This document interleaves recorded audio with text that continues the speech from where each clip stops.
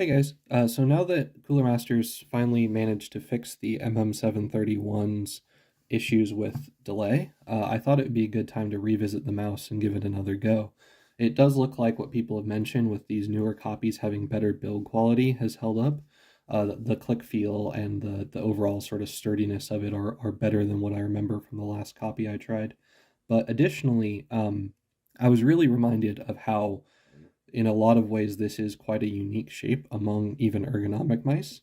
So I wanted to go through and give you guys some more details and hopefully a really solid description of what makes this mouse unique and how it feels compared to other mice, and hopefully help you decide if you think this might be something that's a good fit for you. The first thing that I notice when I grab the mouse normally is it has a hump that tends to concentrate most of the pressure in your hand on one specific area. This isn't like new or unique on its own. Mice like the G703 and the Roccat Comb Pro Air do this. But on these mice, you can see they tend to put the steepest or pointiest part of their hump right in the center of the mouse. And so this tends to make it push right into kind of the middle of your palm. Whereas with the MM731, actually this pointy kind of part of the hump is off on the left side of the mouse over here. So if I grab a G703, I'm feeling most of that pressure right here. But when I grab the MM731, I'm feeling most of that pressure right here. So it moves it from kind of the center line of your hand to in line with this bone that runs behind your index finger in this area. And as a result, whereas the Comb Pro and the G703 are sort of suitable for people who like to have minimal or sometimes even no wrist tilt, the MM731 really encourages quite an aggressive wrist tilt, and I don't think it's a shape that's worth trying if you're somebody who likes normally a flat mouse. If I try to grip it with my wrist parallel to the desk, first of all, I feel like my pinky doesn't have enough support.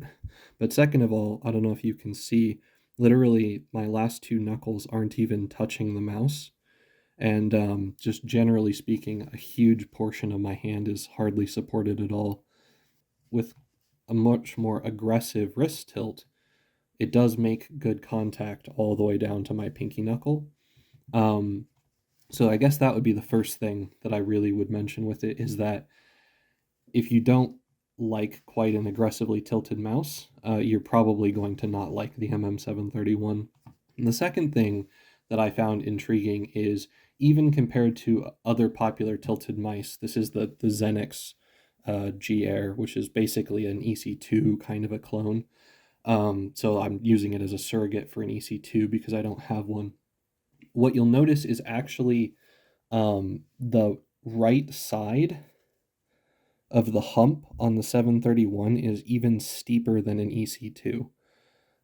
This might not be apparent just by me showing it to you on camera like this.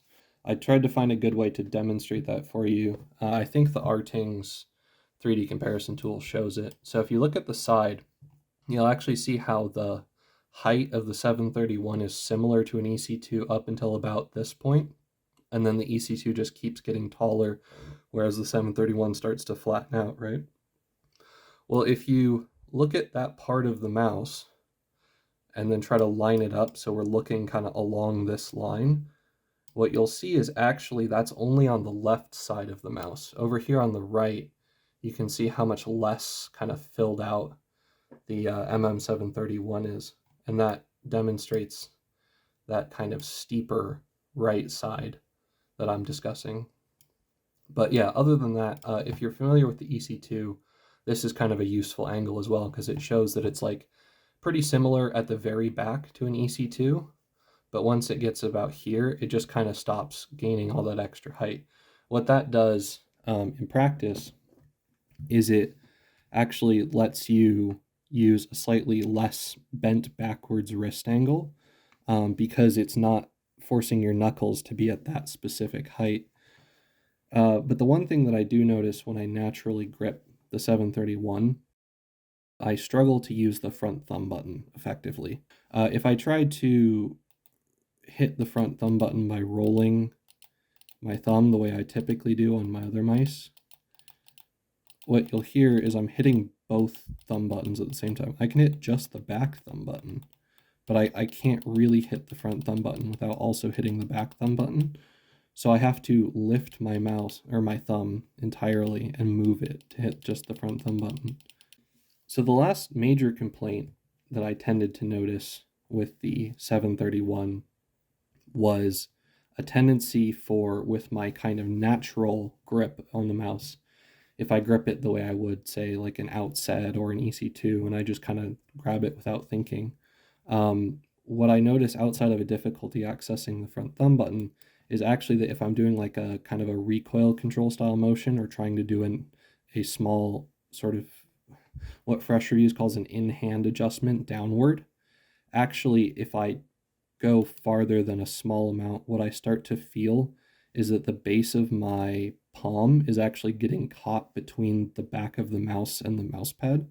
So right in this area, the mouse's base actually comes far enough down and it's close enough to being flush with the pad that it will catch that skin and kind of start to ride up over it and kind of pinch the base of my hand between the mouse and the mouse pad. But mice like the G703, I can pull down as far as I can possibly go, and you never get that sense of your skin being pinched.